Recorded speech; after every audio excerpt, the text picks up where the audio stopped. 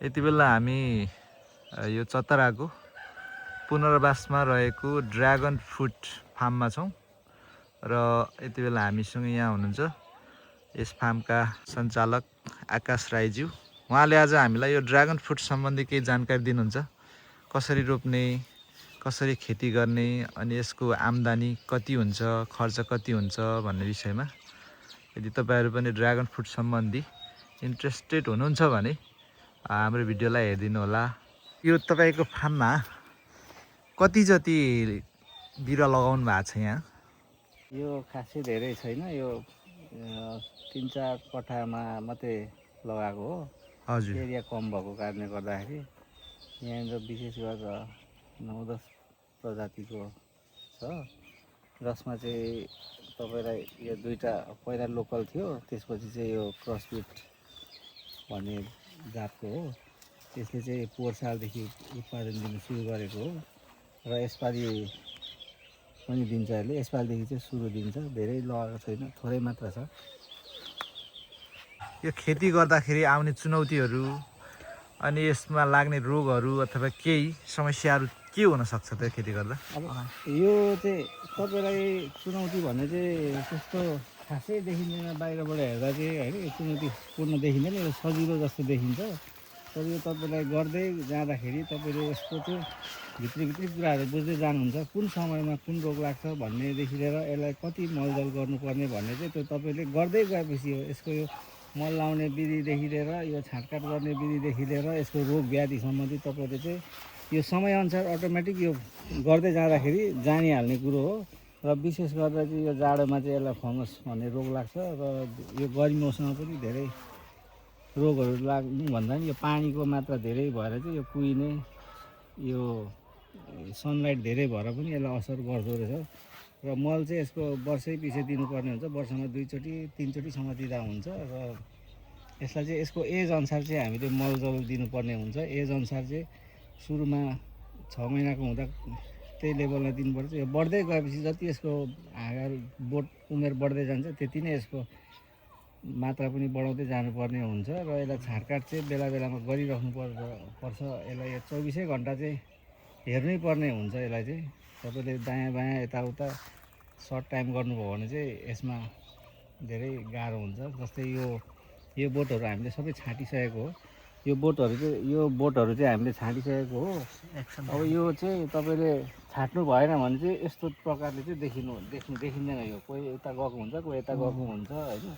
अनि यही अनुसारले चाहिँ यो क्यानोपी मेन्टेन गर्यो भने चाहिँ भोलिको दिनमा चाहिँ यसलाई उत्पादन चाहिँ राम्रो दिन्छ। र जस्तै यो 4 वर्ष भयो, योभन्दा अगाडिको हामीले 3 वर्ष प्लस भएको हाँगाहरू सबै काटेर फ्याँकिदिन्छौँ र त्यसलाई चाहिँ बिरुवा बनाएर पनि हामीले बेच्छौँ। अनि यसलाई चाहिँ तपाईँलाई यो 2 वर्षदेखि 3 वर्षभरिको हाँगा चाहिँ राख्ने हो। त्योभन्दा माथि छ भने चाहिँ यसलाई फ्याँकिदिइहाल्नुपर्छ, किनकि अटोमेटिक यसको हाँगाहरू एक तालमा तपाईँलाई 100 देखि 200वटा यस्तो मुनाहरू आएको हुन्छ। जसरी छाडेर सिलेक्टिभ हाँगाहरू मात्रै राख्नुपर्ने हुन्छ, जुन चाहिँ हेल्दी छ त्यसलाई मात्रै राख्नुपर्ने हुन्छ। कुन प्रजाति भन्छ यसलाई? यो चाहिँ हामीले सुरुमा लगाएको चाहिँ तपाईँलाई यो लोकल जातको हो। नेपालमा यही पहिला अभाइलेबल थियो। त्यसपछि चाहिँ नयाँ भित्रिँदै गयो नेपालमा। जस्तै यो लोकल प्रजातिको सी भेराइटी भित्रियो, त्यसपछि अरू इन्डियाबाट भित्रिने क्रम भयो। त्यसपछि अहिले विदेशबाट पनि थुप्रो मान्छेहरूले लिएर चाहिँ रोप्न थालेको छ। तर विशेष गरेर नेपालमा पाइने भनेको सी प्रजातिको चाहिँ एकदमै प्रचलितमा आएको हो। र अहिले चाहिँ हालमा चाहिँ विदेशदेखि मान्छेले थुप्रो बिरुवाहरू ल्याउन थालेर उत्पादन गर्नु चाहिँ सकेको छैन। थोरै मात्रामा भर्खर बढ्दैछ। अबको 3 वर्षपछि चाहिँ नेपालमा पनि विदेशमा जस्तै फल्ने त्यो क्वालिटीको चाहिँ नेपालले पनि उत्पादन, त्यो क्वालिटीको नदिए तापनि त्यो जातको फलहरू चाहिँ नेपालमा पनि उपलब्ध हुन्छ। जुन अहिले अफ सिजनमा नेपालमा आएको छ त्यो खालको चाहिँ नेपालमै उत्पादन हुने सम्भव छ। तपाईहरुले यसको बिरुवा पनि उपलब्ध गराउनुहुन्छ, बेच्नुहुन्छ हैन त? यो बिरुवा पनि हामी उपलब्ध गराउँछौँ। यो पर पिस कसरी बेच्नुहुन्छ कि यो के छ? यो चाहिँ पर पिस चाहिँ अब त्यो जात अनुसारको छ हैन। तपाईँलाई कतिदेखि कतिसम्म फ्रीमा पनि पाउने खालको जातहरू पनि छ।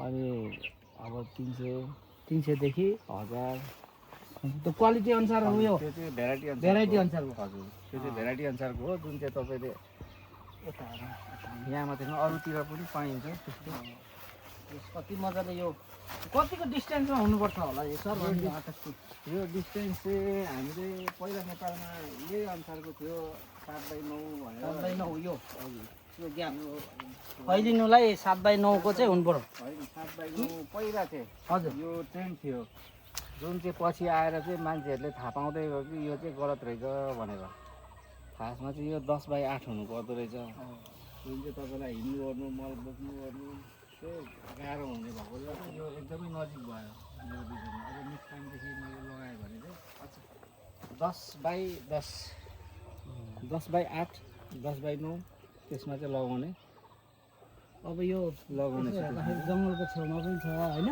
रङ्गला छेउमा चाहिँ यसलाई हात्ती बाँदरले कतिको दुःख दिन्छ दिँदैन हजुर केहीले दिँदैन केहीले दिँदैन केहीले यसको आम्दानी के कस्तो छ बजारमा कतिको बजार पाइएको छ यसले अनि उत्पादन आम्दानी र यसको बजारीकरण चाहिँ तपाईँ आफैमा भर पर्छ तपाईँ कति यसमा डेडिकेटेड हुन्छ होइन अनि तपाईँ कति चाहिँ यसको प्रडक्सन भनेको तपाईँमा डिपेन्ड हुने हो तपाईँले यसलाई कति चाहिँ केयर गर्नुहुन्छ होइन त्यसमा डिपेन्ड हुने हो प्लस मौसममा पनि डिपेन्ड हुने हो अब बजारीकरणको चाहिँ तपाईँले यसलाई चाहिँ त्यो चाहिँ बजारीकरण चाहिँ कति एक्टिभ हुनुहुन्छ होइन त्यसमा डिपेन्ड हो कसैले 200 रुपियाँ केजी पनि बेचिरहेछ कसैले 500 रुपियाँ केजी पनि बेचिरहेछ कसैले 400 रुपियाँ केजी पनि यो बेचिरहेछ फल त रातो र सेतो हुँदो रहेछ नि त होइन तपाईँको यो चाहिँ कुन फल यो रातै हो रातोमा होइन यो रातै हो तर यो रातो पनि धेरै प्रजातिको हुन्छ सेतो पनि धेरै प्रजातिको हुन्छ पहेँलो पनि धेरै प्रजातिको हुन्छ यो गर्दै गएपछि आफै अटोमेटिक थाहा हुन्छ तपाईँको यो फलहरू उयो बजारमा तपाईँ आफै लिएर जानुहुन्छ कि यहाँ आउँछन् कि यो तपाईँ के पर्दैन हाम्रो आफ्नै उ छ हो सम्पर्क बजारमा सम्पर्क छ उनीहरूले जति पनि लगिदिनुहुन्छ अनि आधी उधी यहीँ बिक्री हुन्छ कुन बजार कहाँ कुन ठाउँतिर जान्छ वरिपरि लोकल बजारमै यो लोकलमै हुन्छ है कतादेखि बाहिर जाँदैन यो ए यहीँको बजारले पुगिरहेको छ भने अझै उत्पादन बढाउन सक्यो भने त तपाईँले त्यो स्थानीय बजारहरूदेखि लिएर अनि बाहिर बजार पनि तपाईँले बाहिर बजार त बाहिर बजार पनि सम्भावना चाहिँ धेरै नै छ तर यो चाहिँ हामी स्थानीयलाई पुगिरहेको छैन थोरै नै भएकोले यो एक बोट एक को लागि लगानी कति जति चाहियो होला त आकाश सर यो खासै लगानी वर्षमा लगाने कतिजना मलसल गरेर यसलाई एकछिन गरेर बिरुवा यो बोट सोट होइन यसलाई चाहिने कुरा गर्दाखेरि यस्तो हो, यो तपाईँले कुन खालको पिलर बनाउनुहुन्छ होइन हजुर अनि कुन खालको स्ट्रक्चर बनाउनुहुन्छ अनि कतिवटा बोट हाल्नुहुन्छ अनि कुन जातको बोट हाल्नुहुन्छ त्यसमा डिपेन्ड हुन्छ यसमा चाहिँ अनि यसलाई के जमिन चाहिँ सुक्खा चाहिने हो कि अलिक मलिलो होइन जमिनमा चाहिँ तपाईँलाई यसलाई स्यान्डी टाइपको चाहिन्छ स्यान्डी टाइपको हजुर जसमा चाहिँ पानी नजमोस् ड्रेनेजको वेल ड्रेनेज सिस्टम म्यानेज भयो भने चाहिँ अझ राम्रो यसमा होइन पानी चाहिँ जम्नु हुँदैन पानी जम्यो भने यसको रुट रट समस्या भइहाल्छ किनकि यो डाँठहरू भनेको सबै पत्ता हो यो पत्तामा यो सबै पानी हो यसले पानीको मात्रा धेरै कन्जप्सन गर्ने भएकोले गर्दाखेरि यसलाई चाहिँ हाइटमै रोप्दा राम्रो पानी नजम्ने यसलाई सर अनि रोग चाहिँ कस्तो लाग्ने सम्भावना हुन्छ यसमा चाहिँ रोग चाहिँ अब यो विशेष गरेर नेपालमा चाहिँ हामीले होइन फङ्गस यो जाडोमा पत्ता कुहिने हजुर यो पत्ता कुहिने अनि त्यही हो सबैभन्दा यसको अनि यो चर्को घाम भएको बेला यो पहेँलो भयो हुन्छ त्यो भएर पनि हो त्यति मात्रै हो तपाईँले बिचमा यो लाइटहरू पनि राख्नु भएको रहेछ के यसलाई राति पनि लाइटिङको उयो चाहिने हो कि लाइटिङ सुरक्षाको लागि राख्नु होइन यो सुरक्षाको लागि यही क्षेत्रमा केही गर्नु खोज्यो भने तपाईँलाई सम्पर्क गर्दा भयो यो चाहिँ यस्तो हो तपाईँले सिकाउनुहुन्छ तपाईँले मैले चाहिँ होइन यो जो कोहीले पनि सिक्न चाहनुहुन्छ भने फ्री अफ कस्ट जहाँदेखि पनि जुनै ठाउँबाट पनि नेपालको जुनसुकै कुनाबाट पनि म फोनबाट होस् वाट्सएपबाट होस् उहाँलाई धेरै त टाइम दिन सक्छु तर थोरै भए पनि धेरै ज्ञान चाहिँ उपलब्ध गराउन सक्छु ओके धन्यवाद आकाशजी त्यसको लागि चाहिँ हामी त्यो युट्युबमा हाम्रै युट्युबमा त्यहाँ डिटेलहरू राखिदिन्छ तपाईँहरूले सम्पर्क गरेर यहाँ भिजिट गर्न सक्नुहुन्छ जोसुकैले पनि होइन कसैलाई एउटा दुईवटा छतमा अथवा गमलामा अथवा घरमा गार्डनमा काहीँ रोप्न चाहनुहुन्छ भने तपाईँले जहाँदेखि बिरुवा खरिद गर्नुहोस् तपाईँलाई बिरुवाको बारेमा चाहिँ ज्ञान थाहा हुनु पऱ्यो कुन जातको हो त्यो चाहिँ थाहा हुनु पऱ्यो र तपाईँहरूलाई कसरी रोप्ने भन्ने कुन समयमा कसरी रोप्ने पनि त्यो थाहा हुनुपर्छ तपाईँलाई जस्तै यतिखेर यो मार्च महिनामा फेब्रुअरी मार्चमा अनि यो तपाईँलाई असारको बेलामा बिरुवा रोप्दाखेरि त्यो फरक छ समय मौसम अनुसार चाहिँ फरक तरिकाले रोप्नुभयो भने यो सक्सेस हुन्छ नत्र चाहिँ तपाईँलाई कुहिने सम्भावना हुन्छ त्यो भएको हुनाले तपाईँहरूले चाहिँ यो जहीँबाट पनि रोप्नु इच्छा छ भने जान्न चाहनुहुन्छ भने सिक्न चाहनुहुन्छ भने म फ्री अफ कस्ट तपाईँहरूलाई म सिकाइदिन्छु। यो तपाईँले कति वर्ष भयो आकाश सर यो सुरु गर्नु? मैले लगभग 4 वर्ष भयो। 4 वर्ष तपाईँ यसमा सन्तुष्ट हुनुहुन्छ? एकदम यो चाहिँ सेटिस्फाइङ जब छ यो होइन, एकदमै राम्रो हो यो। तपाईँको प्राकृतिकसँग जोडिने एउटा यो माध्यम पनि हो र यसले तपाईँलाई पनि आत्मनिर्भर बनाउँछ। हस्, थ्याङ्क यू आकाश सर हुन्छ, जानकारीको लागि है। यो चाहिँ मल बनाउनु भएको है?